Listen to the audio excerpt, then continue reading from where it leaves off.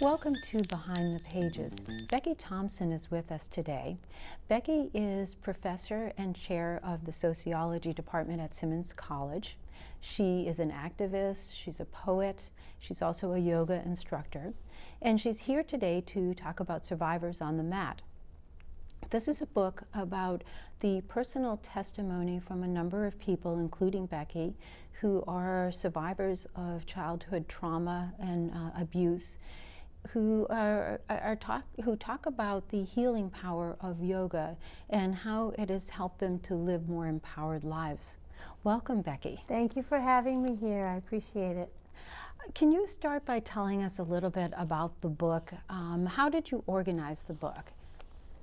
I started the book through a series of 2 to 3 page meditations or musings, I think, with the idea that a lot of people don't have much time to read books in their entirety anymore, and I wanted a way for people to be able to dip in and dip out of a book. And I also, this is a form that's different than any of the other books that I've written because it allows people to take their time with a book. Because it's a book about trauma and healing, I wanted it to be accessible and also friendly, so that people would be able to carry it with them and dip in and dip out depending on where they were in their days, whether they were picking up their kids or they were waiting for the bus, and so that it would be a kind of companion. So it's about 90 different 2 to 3 page stories that include a whole range of people from Native American and African American and Caribbean and Trinidadian and from Thailand and Vietnamese, and I wanted to get a whole range of people's voices to help us understand yoga's roots, which have always been quite wide-ranging, and also to get a sense of the range of traumas that people come to the mat working their way through. And what about the research on this subject?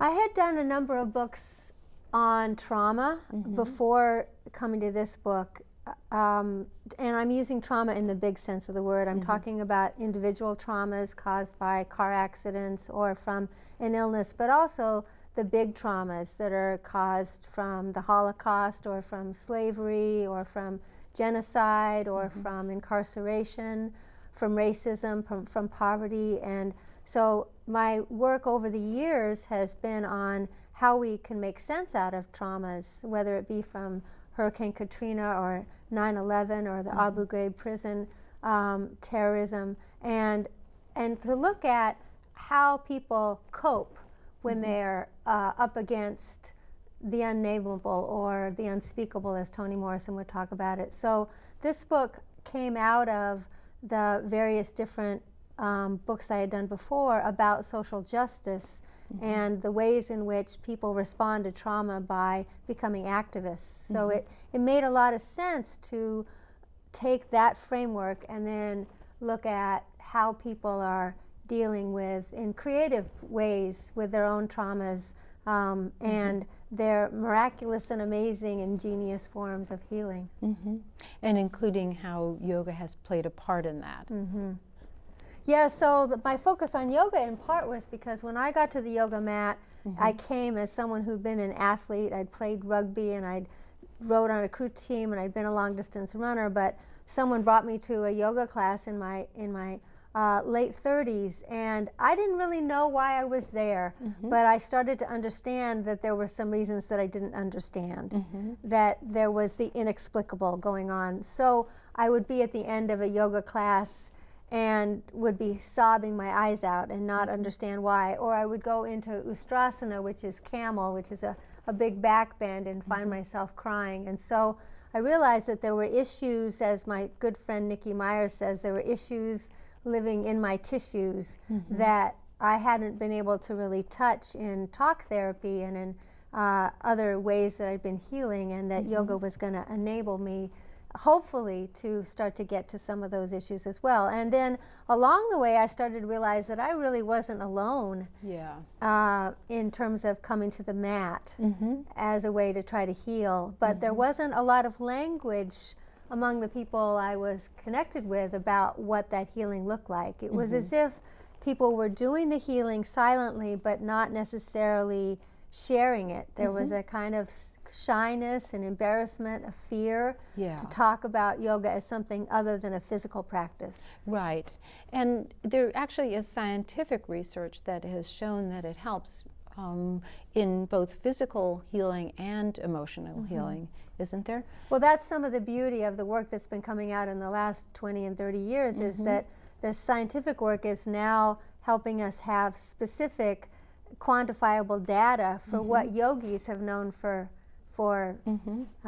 thousands of years. And there's this beautiful synergism that's happening now, that's in large part because of what the Dalai Lama has done. The Dalai Lama was someone who was so interested in how the brain and the mind works, and to help neuroscientists understand that. So he allowed his own deep knowledge of meditation to be up for scientific investigation, and he opened the way for us to start to understand so much of what's going on in the central nervous system and in the brain that yogis had known for a long time. You became aware of the need to write a book like this at a point, I think you said, in a teacher training course. Can you tell us about that? My first teacher training was in Colorado. It was a yogi training, and it wasn't to become a teacher, but it was just to deepen my my own practice. And then I did a training, a 200-hour training here in Boston, and it's was offered by this really extraordinary teacher.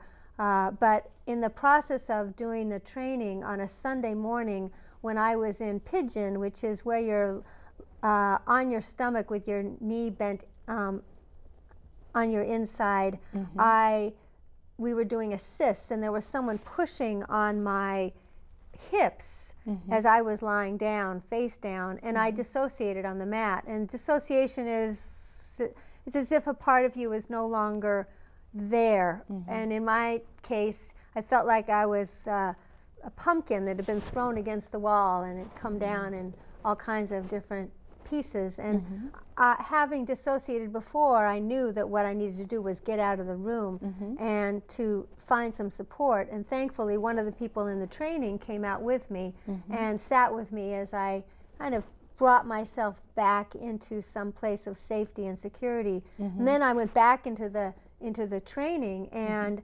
realized that I was afraid to tell people what had happened. And then it started to occur to me that there were other people who'd been talking in the training about their own depression or their anxiety or their addictions or their own struggles with food, but that they hadn't been saying that in the training. They had been saying that around the edges, outside, and during meals. And then I started to understand, wait a minute, this isn't just in this class, this isn't just this training, that there's actually this huge split. It's like trauma was here, and yoga's here, and social justice is here, but in my mind they all connected with each other. So what do we need to do to bring those three together? And so I found my hand kind of going up and spontaneously asking if I could co-lead a session on trauma and healing, and the lead instructor, of course, welcomed that. And so that was the beginning. So then I started to do some more reading, and I wanted an accessible and intimate and honest, funny and supportive book that would include stories of a real range of people, so that everybody could see themselves somewhere in the book. But there wasn't such a thing. And that's when the stories started coming out of my body. Now, how do you connect up with it? I mean, because yoga workshops are often not specifically targeted for victims of trauma. I mean, they may just be a general yoga workshop. So how do you find people, or do they find you? Do you recognize something in the other person? Well, that's the thing about divine intervention, right? That we're often guided in ways that we have no idea about, that there's more going on in this universe than we have conscious or rational access to. But I certainly feel as if as soon as I started to write my own story, that people presented themselves to me. And then along the way, I also read much more and found individual stories. So for example, there's a world-renowned yoga teacher who has written briefly about how when she was in high school, she found herself making a decision between staying addicted to heroin or starting to do yoga. And at that point, there was this juncture in her life where she ended up deciding to go the way of yoga, that yoga helped her free her from her heroin addiction, among a number of other things. So I started to find people's little stories written in little like short stories, and then I started to do more like conversations with people, kind of putting the word out about that I was interested in getting people's stories. And I teach yoga in the summers at a feminist Buddhist retreat center in Thailand, and the people I work with are activists who are coming to the center for rejuvenation and regeneration, and they include people who work with LGBT community, or they grew up in the refugee camps in the border of Thailand and Burma, and or one of my closest people is a nun who's in her 70s now, who has always worked in Sri Lanka. And so along the way, there were just people whose stories they were very gracious about telling me. Yeah. Absolutely. Wow. You know, there are a lot of different types of yoga. What have you practiced yourself, and how do you advise other people when they say, okay, I'm interested in trying this, but I don't know where to start? That's a fabulous question, because I think it can be really scary to go to yoga. There's all these preconceived notions about what yoga is and what goes on in the rooms, and there's also such a variety of yoga now that people can think, well, how do I even know where to start? And I think that finding the right yoga is a little bit like getting the right pair of shoes. You know, you go into a shoe store, you try this on, you try that on, this works, this doesn't work, and then at some point you say, this feels just right. So it's like trying to find a shoe that feels like an Ugg, or that feels like slippers, right? And I think that's what sometimes it takes with yoga, is finding someone who's really skilled, someone who sees you, who remembers your name, who makes room for all different kinds of bodies. I think these are some of the clues that it's a place that's safe for healing. In my own case, because I started as an athlete, I wanted a yoga class that I thought would be intense physically. And so I started with Bikram yoga, and really that still is my home practice, which is very surprising for people to learn, because the yoga that I teach is not at all like Bikram, although of course I've been deeply influenced by it. And what I appreciated about Bikram is that it's 26 postures done twice, exactly the same postures every single time, and 2 breathing exercises. And so I knew exactly what I was walking into. And there's something quite comforting about having the postures be exactly the same, since our own atmosphere psychically and emotionally and spiritually is so changed. So I can always kind of get a sense where I am in relation to something that's very stable. Right, so you could go to Boston or Los Angeles or Portland, Oregon, and basically do the same 26 postures. Yes. But yoga is really on the end of the continuum of a very, very physical practice. It's very hot, it's very physical, it's very intense, right?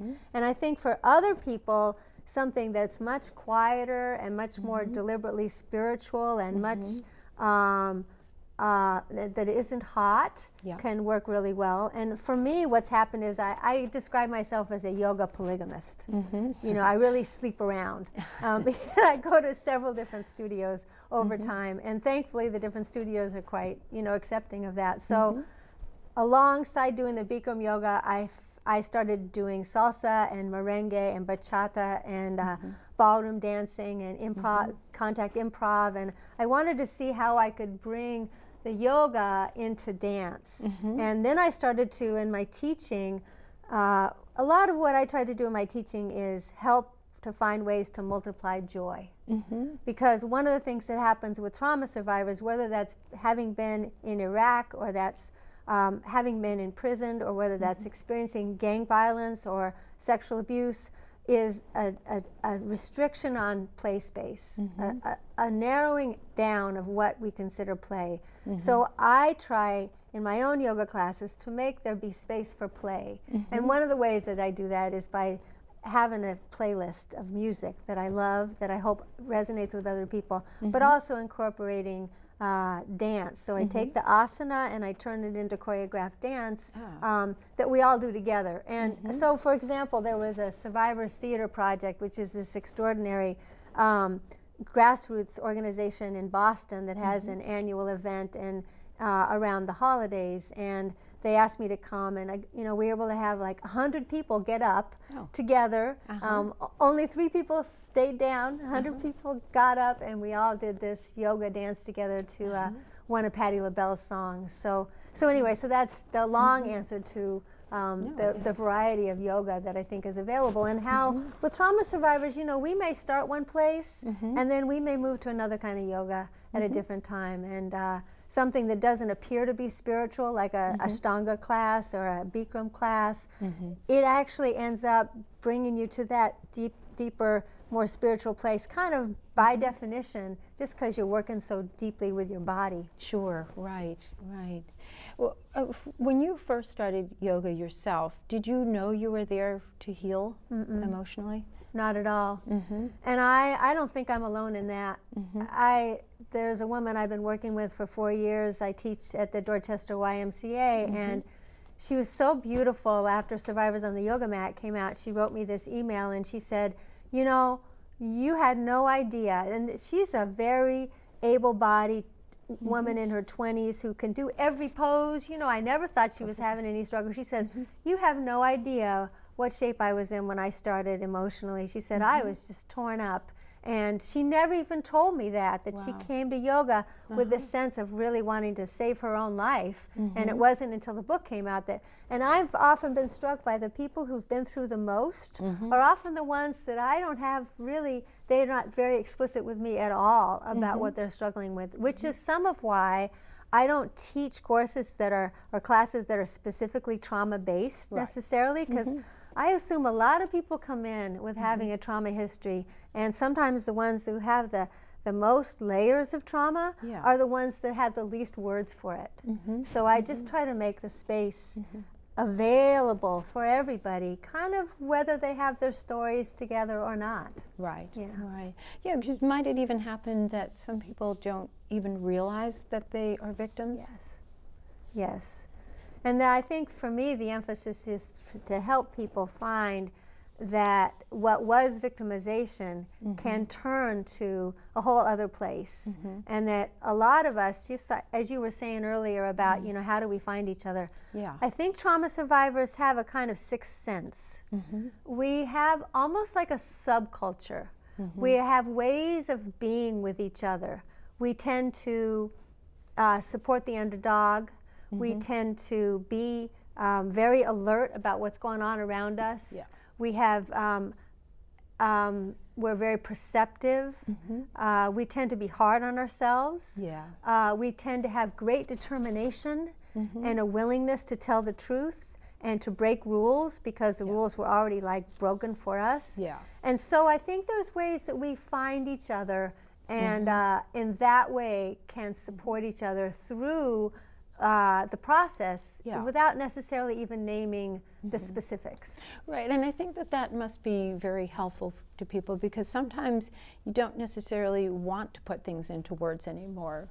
I mean, I would think that there is a point in time when you want to work through the effects the trauma has had on you without words, and I think yoga does give you that opportunity. And the endorphins kick in. So you can go in feeling depressed and upset and tired, and you go out you know, an hour and a half later, and it's not as if all those issues have gone away. No. But something has gone on with the alignment in the body, because the body has these domes starting from the foot going all the way up to the crown chakra, right, that can get into alignment. And that brings a sense of peace. And then the relaxation that can come from just getting the anxiety out of your body, sweating it out of you. And then also the quiet that can come.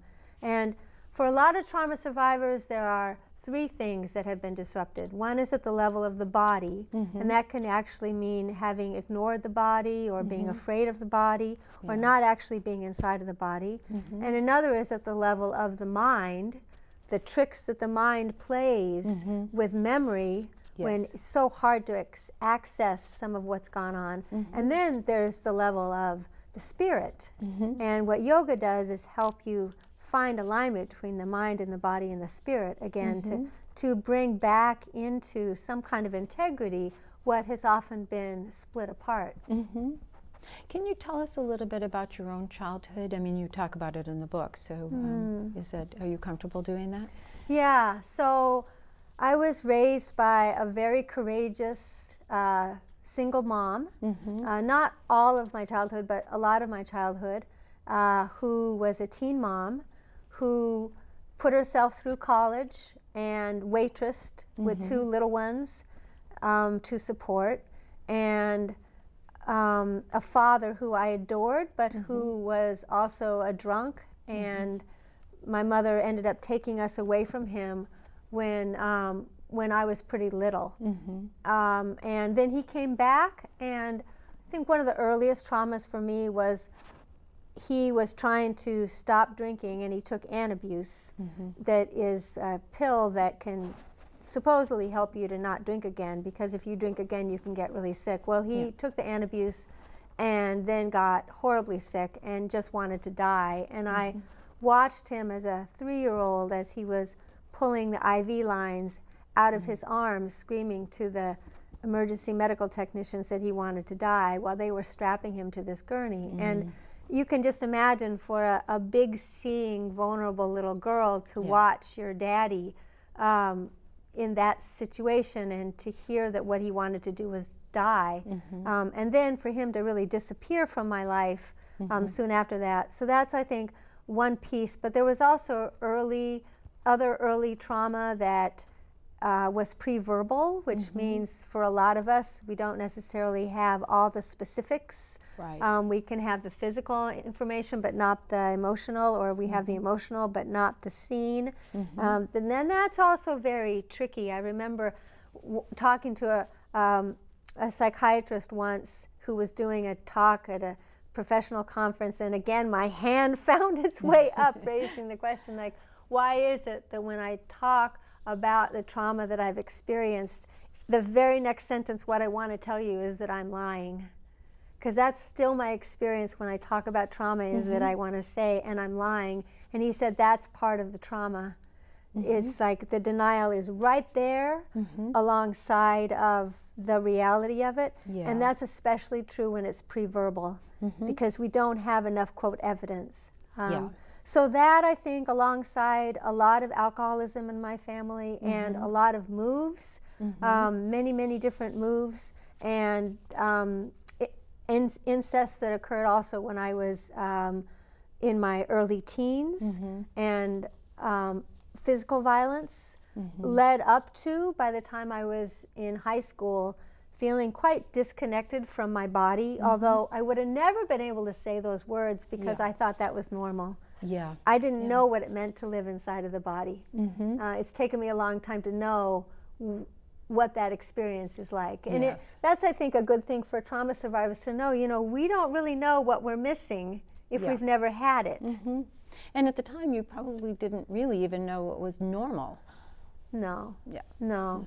And I was, like a lot of trauma survivors, I was ambitious and running fast and succeeding in the world and getting a lot of... So you didn't have a period of time where you were on drugs, for instance, or had developed something that would be apparent to somebody else? No, I did develop an addiction related to food, and I ended up writing a book about it, which was enormously helpful for me as well. It's called A Hunger So Wide and So Deep, and it's a multiracial history of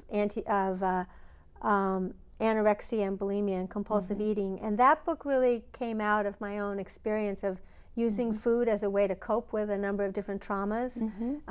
In that book, I was trying hard to depathologize eating problems and talk about them as a way of making a way out of no way and sane solutions to insane situations. And that's not so different than what I'm talking about in Survivors on the Yoga Mat, is that that many trauma survivors have been taught that there's something wrong with us, but actually we have a number of capacities, and we've done a lot of things in this life to try to survive and that need to be recognized, at least by ourselves, as we did the best that we could in that situation. So I don't think people saw on the outside what I was struggling with, which in some ways made it harder for me, because I looked like I had everything together, and that also makes me have my eyes open now for people who I see around me who are really excelling, but inside are really struggling to be able to stay in the world as whole people. Yeah, and I think it's hard too for people to, when the world sees them as hyper competent, to give that up, to say, you know, there's actually a backstory to that. Yes. Yeah. You know, we all have backstories. So really some of it is, how do we make spaces available where we can be honest with each other?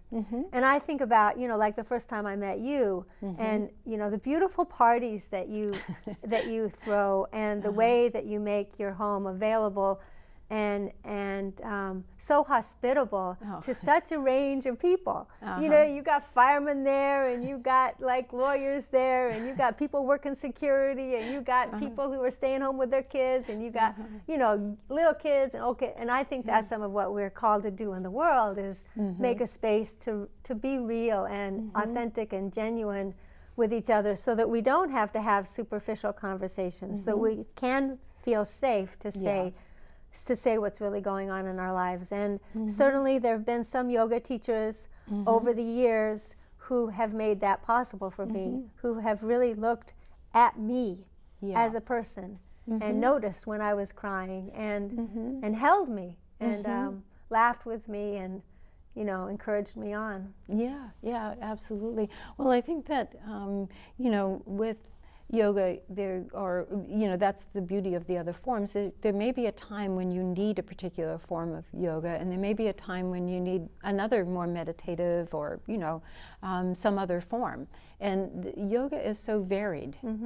How does meditation fit in? Is that considered a part of yoga, or is that something different? Well, actually, the yoga that we think about now in the last 100 years is a remarkable deviation from the 2,500 or 3,000 years of yoga before, which was primarily meditation. It had very little to do with asana. If you did an asana, if you did a posture, it was to do that so that you could get comfortable sitting. So what we've seen in the last 100 and some odd years is this move to increase the use of asana. And that has its pros and its cons, because I think people can go to yoga for many years and never know that meditation is a key piece of it. That I talk about shavasana, which is the end when we're lying down on your back, as the most important posture of the whole thing. Because you've worked the whole class to get to that. Exactly, that's it. And so sometimes when I hear yoga teachers say, well, you can stay for this shavasana or not, you know, I'm thinking, well, stay. Just stay, because it's that's important when you might actually experience the stillness. Absolutely. Well, I would like to continue talking with you, but we are out of time. Thank you. You have been watching Behind the Pages from the staff of 22 City View. I'm Diane Goshgarian. That was great. I, you know, really feel like, oh, did 29 minutes really just go by, you know? So.